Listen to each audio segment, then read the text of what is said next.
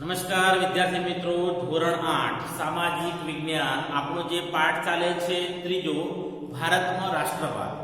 વિદ્યાર્થી મિત્રો, અગાઉના વિડીયોમાં આપણે જોયું હતું કે ભારતમાં રાષ્ટ્રવાદ ઉદ્ભવવાના જે પરિબળો હતા એ 6 પરિબળો વિશે આપણે ચર્ચા કરી હતી. આજના વિડીયોમાં આપણે જોવાનું છે કે ભારતની અંદર હિન્દી રાષ્ટ્રીય મહાસભા એટલે કે ઇન્ડિયન નેશનલ કોંગ્રેસની સ્થાપના કેવા સંજોગોમાં કોણે કરી અને એ હિન્દી રાષ્ટ્રીય મહાસભા એટલે કે હિન્દી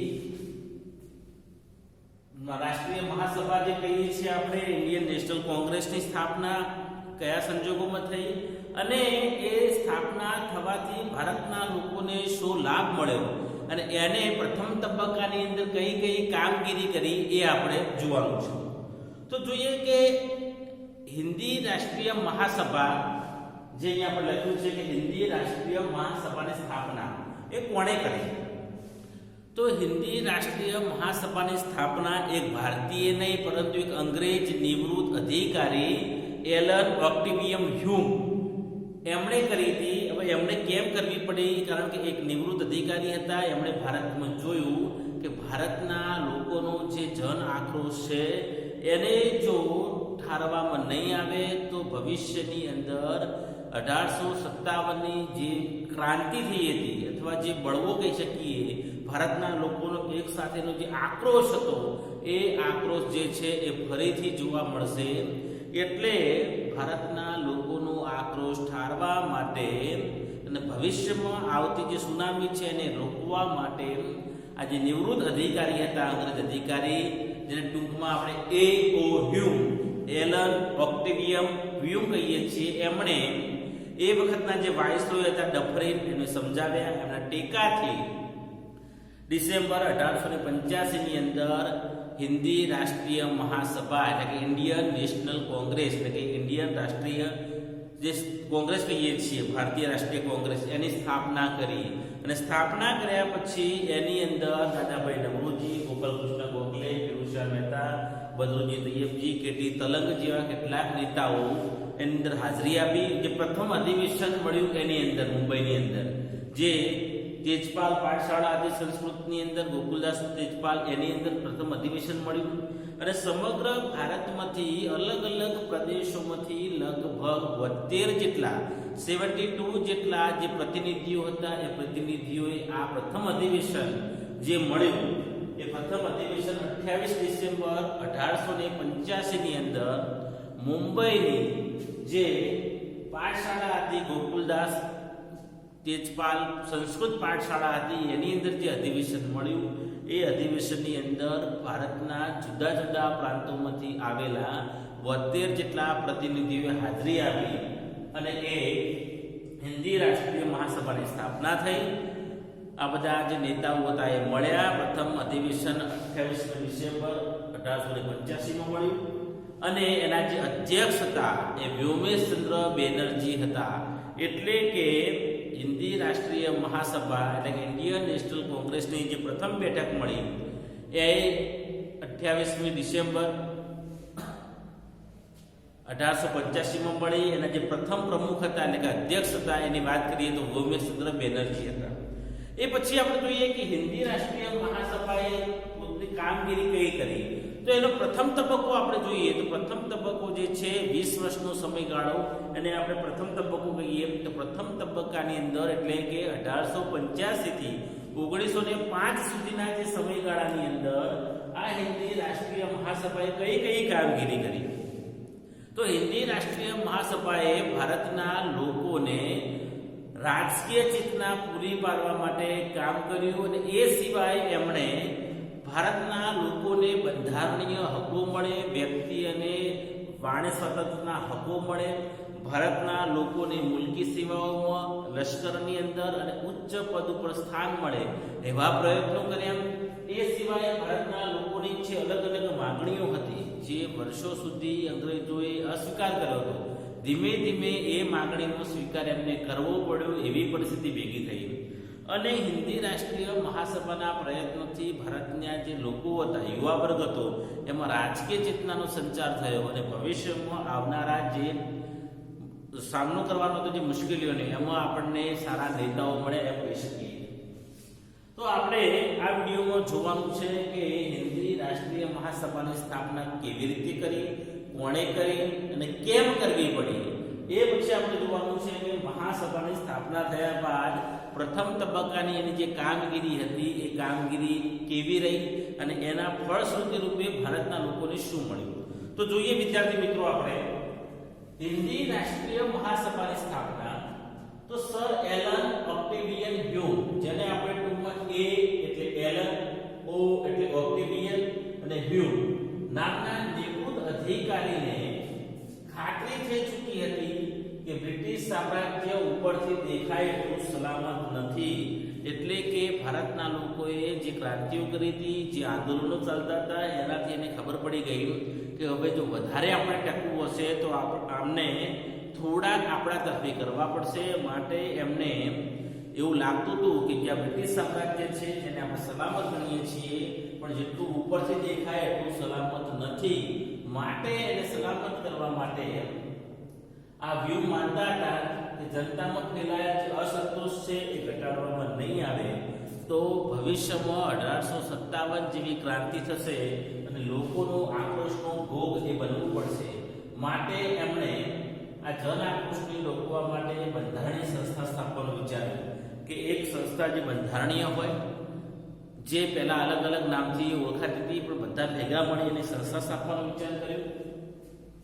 એટલે કે એને બંધારણીય સંસ્થા નામ આપવાનું વિચાર કર્યો. બંધારણીય એટલે કે કાયદાઓ દ્વારા અંગ્રેજો એને માની પણ શકે એ માટે એક બંધારણીય સંસ્થા સ્થાપવાનો વિચાર. અને એ વખતના જે વાઇસરોય હતા ડફરીને સમજાવ્યા. એમના ટેકાથી એ.ઓ. હ્યુમના પ્રયત્નોથી ડિસેમ્બર 1885માં હિન્દી રાષ્ટ્રીય મહાસભા જેને ઇન્ડિયન નેશનલ કોંગ્રેસ પણ આપણે કહી શકીએ છીએ એની સ્થાપના કરવામાં આવી. સ્થાપના કર્યા પછી એનું જે પ્રથમ અધિવેશન છે એ 28મી ડિસેમ્બર 1885 ના દિવસે મુંબઈની ગોકુલદાસ તેજપાલ જે સંસ્કૃત પાઠશાળા છે એની અંદર વ્યોમેશચંદ્ર બેનર્જીના પ્રમુખ પદે પ્રથમ અધિવેશન મળ્યું. અને એ અધિવેશનની અંદર ભારતના અલગ અલગ પ્રાંતો એટલે કે પ્રદેશોમાંથી 72 જેટલા પ્રતિનિધિઓએ હાજરી આપી. એના જે આપણે મુખ્ય ગણીએ તેમાં દાદાભાઈ નવરોજી, ગોપાલકૃષ્ણ ગોખલે, ફિરોઝશાહ મહેતા, બદરુદ્દીન તૈયબજી, કેટી તલલ, દિનેશ બાદશાહ વગેરે જે પુસ્તકમાં આપ્યા છે. એ સિવાય ઘણા બધા હતા, પરંતુ જે પુસ્તકમાં આપ્યા છે એની આપણે ચર્ચા કરીએ છીએ. એ લોકો મુખ્ય હતા.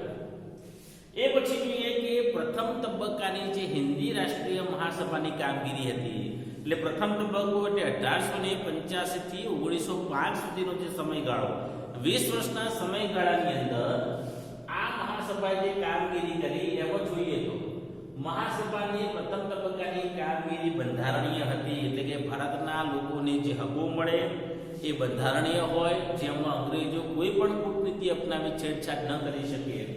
મહાસભાએ સરકાર સમક્ષ રાજકીય હકો, આર્થિક અને સામાજિક વિકાસ અને શૈક્ષણિક પ્રગતિ માટે કેટલીક માંગણીઓ કરેલી, પરંતુ એ માંગણીઓ અંગ્રેજ સરકારે અવગણી નહીં, એટલે કે એને ગણી નહીં. એ સિવાય બીજી માંગણીઓ કરી એમને સરકારી નોકરીમાં હિન્દીઓને વધારે લેવા, એટલે કે જે સરકારી નોકરી એ વખતની હતી આપણે આગળ ભણી ગયા છીએ કે એ જે સરકારી પદો હતા એમાં 6 એટલે કે 1:6 નું પ્રમાણ લશ્કરીમાં પણ હતું. આપણા લોકોને યોગ્ય પદ આપવામાં નહોતું આવતું. તો હિન્દીઓને એટલે કે ભારતીયોને વધારે લેવા, લશ્કરી અને મુલકી ખાતાઓ એટલે કે વહીવટની અંદરમાં જે ખર્ચ થાય છે એ ખર્ચ ઘટાડવો, ખેડૂતોને દેવામાં રાહત આપવી, ગૃહ ઉદ્યોગોને સંજીવન કર્યા, એટલે કે જે હુનર ઉદ્યોગો પડી ભાગ્યા હતા. ભારતના ભોગે ઇંગ્લેન્ડને સમૃદ્ધ બનવાની જે યોજના હતી એમાં આપણા કલા અને હુનર ઉદ્યોગો પડી ભાગ્યા હતા. એને ફરીથી સંજીવન કરવાની માંગણીઓ કરવામાં આવી. આ બધી રજૂઆતોના કારણે છેવટે મહાસભાની રજૂઆતોના કારણે સરકારે અખબારો એટલે કે જે ન્યૂઝપેપરો હતા એને ઉપર નિયંત્રણો દૂર કરી વ્યક્તિ સ્વાતંત્ર્ય અને વાણી સ્વાતંત્ર્યના કાયદાઓ એટલે કે વાણી સ્વાતંત્ર્ય આપતા કાયદાઓને પસાર કર્યા. અને આ સભાએ શિક્ષિત વર્ગની અંદર રાષ્ટ્રીય ચેતના સ્થાપવાનું કામ કર્યું. અને એના કારણે ભવિષ્યમાં એક સારો યુવા વર્ગ નેતા ભારતને મળ્યો. તો પ્રથમ તબક્કાની કામગીરીમાં આપણે જોઈએ કે હિન્દી રાષ્ટ્રીય મહાસભા મહાસભાની પ્રથમ તબક્કાની કામગીરી એ એમ કહી શકીએ થોડા અંશે સફળ રહી અને જેના કારણે ભારતના લોકોને વ્યક્તિ સ્વાતંત્ર્ય, વાણી સ્વાતંત્ર્ય જેવા હકો મળ્યા અને ભારતના લોકોમાં રાષ્ટ્રીય ચેતનાનો સંચાર થયો. ભવિષ્યમાં યુવા નેતા વર્ગ આપણે ભારતને મળ્યો. તો વિદ્યાર્થી મિત્રો, આ વિડીયોમાં આપણે જોયું કે હિન્દી રાષ્ટ્રીય મહાસભાની સ્થાપના કોણે કરી? તો એલન ઓક્ટેવિયમ હ્યુમે કરી 1885 ની અંદર. કેમ કરી? તો એક નિવૃત્ત અધિકારી પોતે હતો, એને ખાતરી થઈ હતી કે ભારતની અંદર બ્રિટિશ સામ્રાજ્ય હવે દેખાય એટલું સલામત નથી, માટે ભવિષ્યમાં 1857 જેવી ક્રાંતિ ન થાય, બળવો ન થાય, આક્રોશ સહન ન કરવો પડે, એ માટે એક બંધારણીય સંસ્થા સ્થાપવાનું નક્કી કર્યું. તત્કાલીન જે વખતે વાઇસરોય હતા ડફરિનને સમજાવ્યા અને 1885 ની અંદર એલન હ્યુમે હિન્દી રાષ્ટ્રીય મહાસભા, એટલે એ પહેલા ભારતની અંદર અલગ અલગ સંગઠનો હતા, એ સંગઠનોને ભેગા કરી એક મોટું સંગઠન બનાવ્યું, જેને ઇન્ડિયન નેશનલ કોંગ્રેસ પણ કહી શકીએ છીએ.